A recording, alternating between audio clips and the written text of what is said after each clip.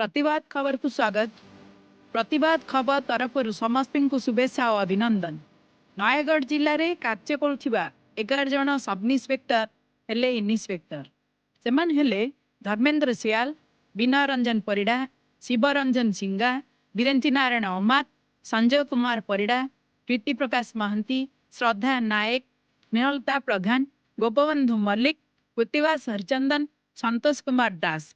नयगढ़ जिला यही समस्त सुदक्ष ऑफिसर मानकु शुभेच्छार सुआस उठिछि। ब्यूरो रिपोर्ट प्रतिवाद खबर।